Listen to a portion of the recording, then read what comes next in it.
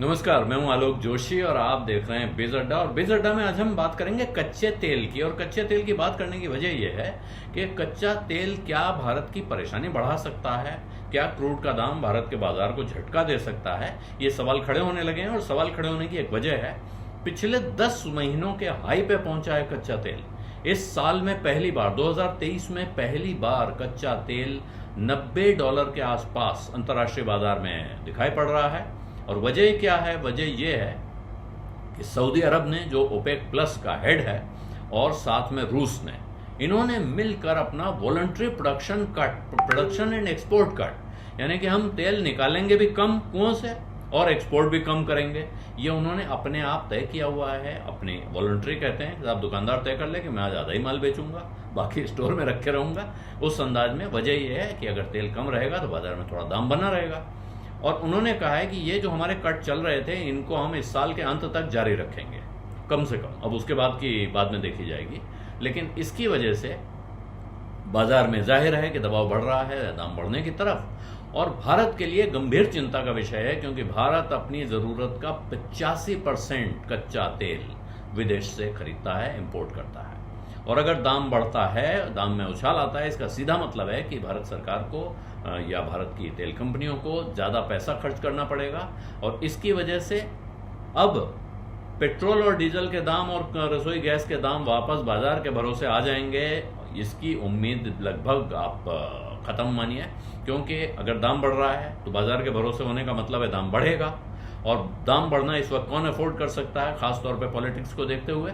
आपने हाल में देखा कि पेट्रोल रसोई गैस का सिलेंडर 200 रुपये सस्ता किया गया है, और उसमें वो भारत सरकार सब्सिडी दे रही है।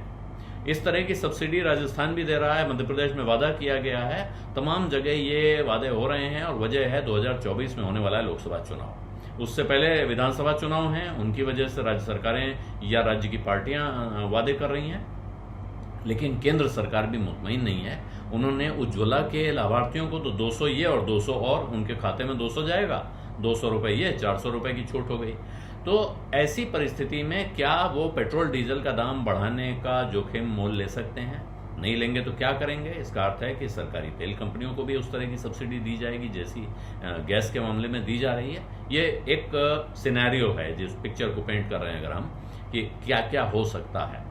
क्यों ऐसा हो सकता है? क्योंकि चुनाव के पहले कोई सरकार ये नहीं चाहेगी कि महंगाई बढ़ जाए। तेल का दाम महंगाई को फूंकता है, महंगाई में घी का काम करता है, उसको बढ़ाता है।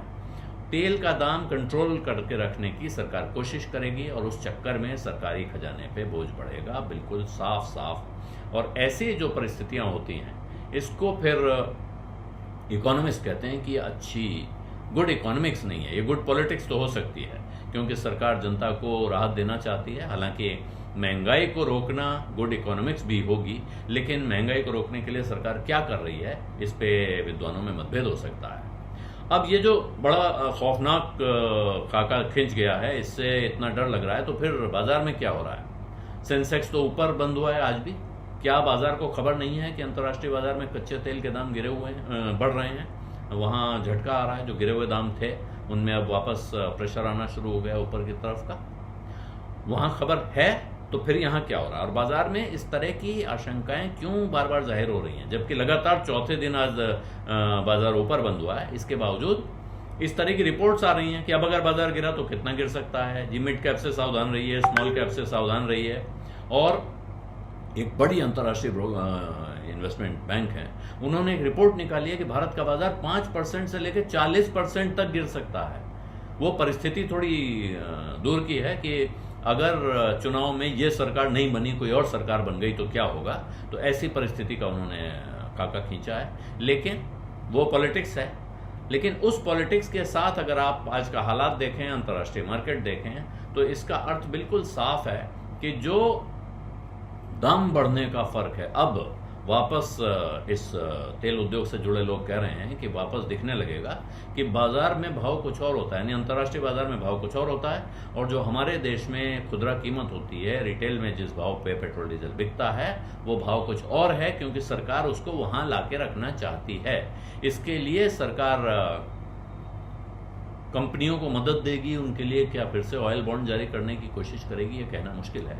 लेकिन शेयर बाजार के लोग इस तरह की चीज़ों से खुश नहीं होते हैं, वो इसको परेशानी का सबब मानते हैं और ऐसे में बाजार पे दबाव आ सकता है। और बाजार पे इस बात से भी दबाव आ सकता है कि क्या ये जो चक्र है महंगाई और पेट्रोल डीजल के दाम का, इसने सरकार को घेरे में ले लिया है।